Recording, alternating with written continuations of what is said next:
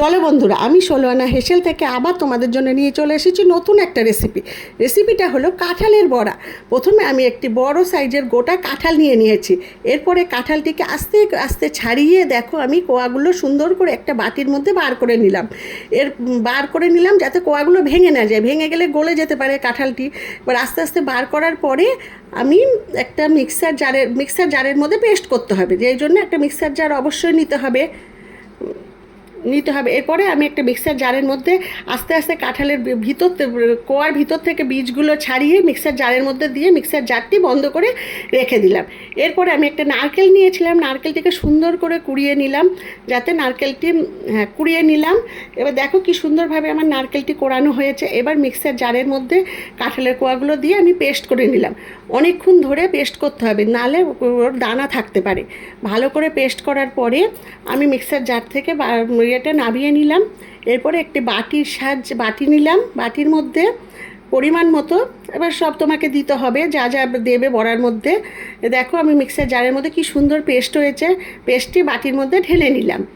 দেখো সুন্দরভাবে হয়েছে পেস্টটা খুব সুন্দরভাবে করতে হবে, তা না হলে কিন্তু পেস্ট ভালো না হলে বড়াটি কখনোই ভালো হবে না। এরপর আমি একটা মাপ অনুযায়ী একটা বাটির মধ্যে ময়দা নিয়েছি, এক বাটি, বা তোমাদের পছন্দ মতো তোমরা যে কোনো বাটির সাহায্যে মেপে নিতে পারবে। আমি বাটির মধ্যে ময়দাটি ঢেলে নিলাম, এই পরিমাণ মতোই আবার আটাও নিতে হবে। এবারে আমি ময়দাটা ঢালার পরে আমি দেখো সেই বাটি পরিমাণ মতো আটা দিয়েছি, কিন্তু সুজিও দিয়েছি, কিন্তু সুজিটা আমি কম দিয়েছি, কারণ বেশি পরিমাণে যদি সুজি হয়ে যায় তাহলে বড়াটি শক্ত হয়ে যাবে। এটা কিন্তু তোমাদের মাথাতে রাখতে হবে, যখনই যেভাবেই কিছু বড়া বানাও সুজির পরিমাণটা খুব কম দিতে হবে, তা না হলে কিন্তু সুজির বেশি হয়ে গেলে বড়াটি শক্ত হয়ে যাবে। যখন ঠান্ডা হবে বড়াটি দেখবে খুব শক্ত আর ওপরে কেমন শুকনো শুকনো টাইপের হয়ে গিয়েছে। এরপরে আমি সুজিটা দেওয়ার পরে দেখো আমি পরিমাণ মতো একটু লবণ দিতে হবে, লবণ না দিলে কিন্তু বড়ার স্বাদ হবে না।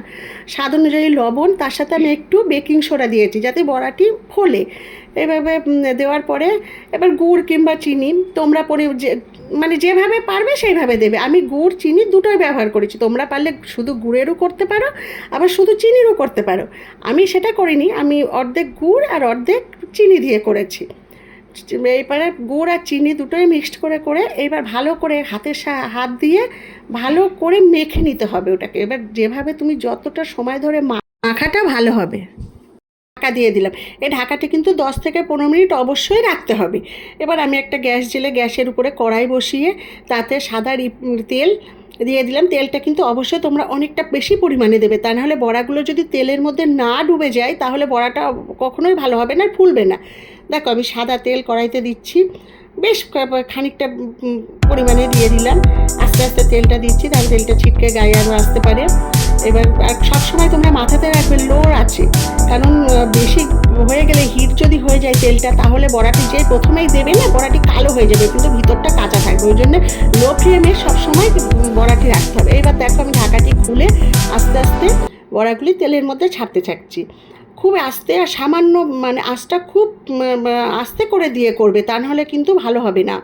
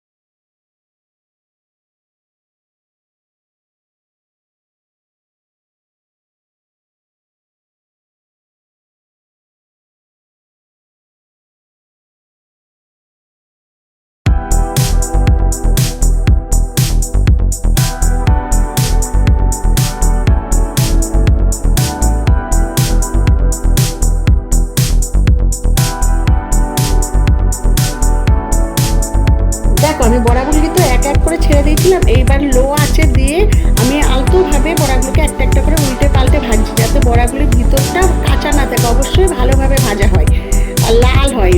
লাল লাল না হলে কিন্তু বড়াগুলি দেখতে ভালো লাগবে না, ভাজা হবে না, তো আবার পুড়ে যেতে পারে বেশি আছে দিলে।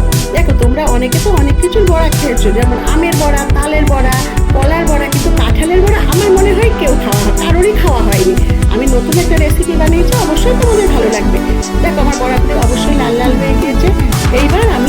এই বড়াগুলি আর দুই একটা যদি সাদা থাকে তুলে নিয়ে উল্টিয়ে আমি এবার তুলে নেবো বড়াটা। দেখো তুলে নিয়েছি, বেশ কতগুলি বড়া আমার ভাজা হয়ে গিয়েছে। দেখো আমার মনে হয় বড়াগুলি খুব সুন্দর হয়েছে। দেখো আমি তোমাদেরকে দেখাচ্ছি বড়াগুলি কত নরম হয়েছে, আর খেতেও খুব ভালো হয়েছে, কারণ আমি নিজে খেয়েছি। আর নতুন কোনো রেসিপি জানতে হলে অবশ্যই আমার চ্যানেলটি সাবস্ক্রাইব করো। নেক্সট ভিডিওতে আবার তোমাদের সঙ্গে আমার দেখা